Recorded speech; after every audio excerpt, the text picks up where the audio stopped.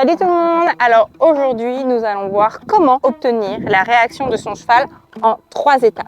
Étape numéro 1, vérifier qu'on ne mette pas le frein et l'accélérateur en même temps. Par ça, j'entends pas mettre les mains et les jambes en même temps. Étape numéro 2, redemander un peu et souvent. Pas rester bloqué, soit avec le frein avec les mains, soit tout le temps avec les jambes pressées. Étape numéro 3, vérifier qu'il y ait la réaction au pas. Donc on va regarder tout ça en images. Voilà, donc là, je vais commencer avec l'étape numéro 1. Bien vérifier que nous n'avons pas les mains et les jambes au même moment. D'ailleurs, l'idée, c'est de progressivement supprimer les mains pour qu'elles soient juste là pour réassouplir un peu le contact ou pour redescendre son cheval. Voilà, le moment où j'avance mes mains, il faut que je vienne presser un petit peu mes 2 jambes. Bien. Là, je recontrôle un peu dans mon dos et je viens chercher à avancer mes mains pour que ma jument vienne s'ouvrir, se tendre vers l'avant. Là, je recontrôle un peu et je vais lui demander la transition au trot. Et vraiment, je veux vraiment demander tout doucement. Si elle ne répond pas, quand je vais demander tout doucement mes transitions montantes et descendantes, je peux, une foulée, décoller mon bas de jambe et faire un peu tac-tac avec les jambes. Pour après recommencer à redemander vraiment tout doucement. L'idée, c'est vraiment d'avoir une panoplie. Là, j'ai décalé ma jambe. Pour demander le départ, il faut vraiment qu'elle parte à la demande. Et c'est très important que je puisse vérifier que quand je galope, je puisse avancer mes mains sans qu'elle accélère, sans qu'elle freine. Il doit pouvoir rien changer quand j'avance mes mains. Du coup, je viens fermer un peu mes 2 genoux, tirer un peu sur mes 2 jambes, le moment où j'avance mes mains. Après, recontrôler, me grandir et venir ressortir presser mes 2 jambes. Très important de pouvoir presser ces 2 jambes et de vraiment s'entraîner à mettre. Soit j'ai mes jambes et je presse mes 2 jambes. Là, j'ai eu la réaction. Le moment où j'ai ma réaction, pas de jambes. Et ma jument doit continuer de garder le même galop. Sans mes jambes. Je ne dois pas pouvoir entretenir le galop parce que mes jambes sont là toutes les foulées. Là, je represse mes 2 jambes. Et là, je recontrôle. Donc, je me grandis, je réassouplis un peu et je cède le moment où je contrôle. Bien. Et si je sens qu'elle veut anticiper, ressortir toute seule, je vais faire l'inverse. Je ne vais pas la laisser faire. Je vais recontrôler. Là, je demande la transition au trot. Elle veut accélérer un petit peu, mais c'est pas pour ça que j'avance pas mes mains. Bien. Là, je repasse au pas. Ça, c'était pour l'étape numéro 1. L'étape numéro 2, c'est de vérifier qu'on n'ait pas toujours nos mains et nos jambes et qu'on puisse pouvoir redemander. Ça veut dire, et ça, je pense, surtout aussi dans le travail latéral, etc., avec la jambe intérieure, pouvoir, avec sa jambe, soit ma jambe elle est parallèle à ma jument et elle ne la touche pas, voilà, là ma jambe, je demande et je vais nouvelle jambe gauche et je la retire. Et là je redemande, je recontrôle un peu, et nouvelle jambe gauche, et je retire ma jambe. Et nouvelle jambe gauche, voilà, nouvelle jambe gauche. Voilà, c'est très important de toujours dire nouvelle jambe intérieure, redemander et vraiment refaire dès qu'on sent que quand on demande tout doucement, il se passe quelque chose. S'il ne se passe rien, on a le droit de sanctionner une foulée, faire un peu tac-tac les jambes et après, la foulée d'après, redemander tout doucement avec les jambes. Oula, je me mange les sapins.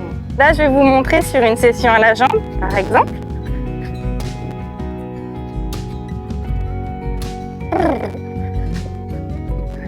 Très ensemble. Là, je recontrôle avant de tourner.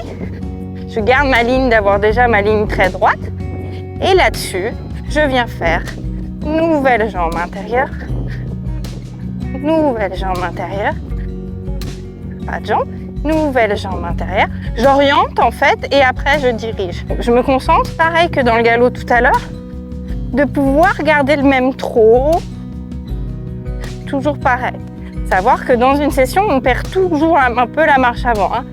pas hésiter, il faut vraiment pas être en sous-impulsion. La première partie.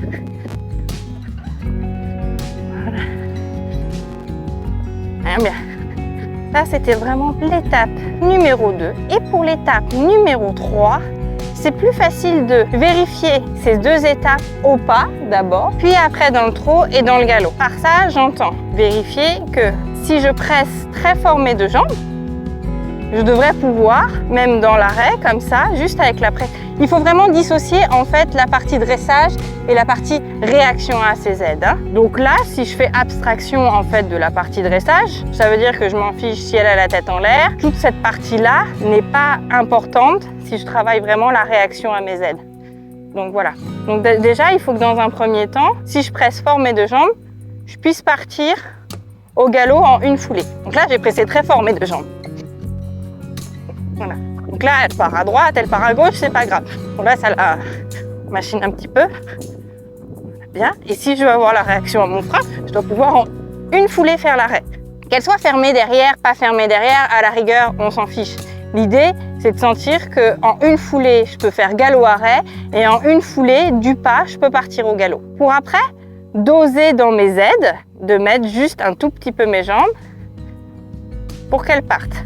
Donc ça, c'est la première partie qu'on peut voir dans la réaction au pas. Après, la deuxième, ça va être sur le fait de redemander. Je dois pouvoir vérifier au pas qu'avec ma jambe intérieure, par exemple, elle vienne bien passer l'antérieur gauche devant le droit. À chaque fois que je mets ma jambe gauche, elle doit passer l'antérieur gauche devant le droit et vice-versa. Dès que je mets ma jambe droite à la sangle, elle doit pouvoir passer l'antérieur droit devant le gauche. Donc là, je redemande, nouvelle jambe gauche, nouvelle jambe gauche, nouvelle jambe gauche. Et là, nouvelle jambe droite, nouvelle jambe droite. À moi de décider si plus une session. Nouvelle jambe droite, petit, nouvelle jambe droite, nouvelle jambe droite. Voilà, bien. Et là, du coup, j'ai vérifié que sur ma jambe intérieure, elles viennent bien se pousser. Si ça, sur cette troisième étape, on a la réaction, tout ça dans le pas, ça va être beaucoup plus facile par la suite de monter une session à la jambe et quand je lui demande avec ma jambe gauche, elle se pousse. Ça va être beaucoup plus facile quand je vais presser mes 2 jambes dans le trot qu'elle accélère et vice versa, quand elle accélère, de pouvoir recontrôler avec mon corps et moins avec mes mains.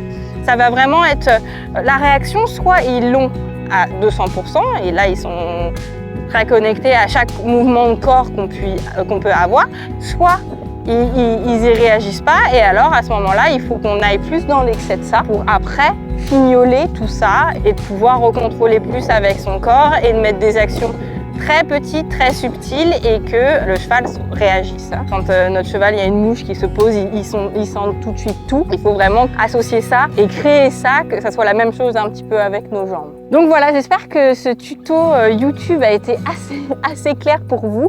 En tout cas, il est en lien avec la vidéo YouTube qu'on a fait précédemment sur les variations dans l'allure. C'est bien beau de faire les variations dans l'allure, mais avant ça, il faut vraiment avoir la réaction. Donc voilà, les 2 vidéos sont assez associées ensemble. Donc je vous invite à aller la voir si vous ne l'avez pas vue. Moi, je vous dis à la semaine prochaine pour une nouvelle vidéo YouTube et cette semaine pour des exercices sur la réaction aux jambes. Bye!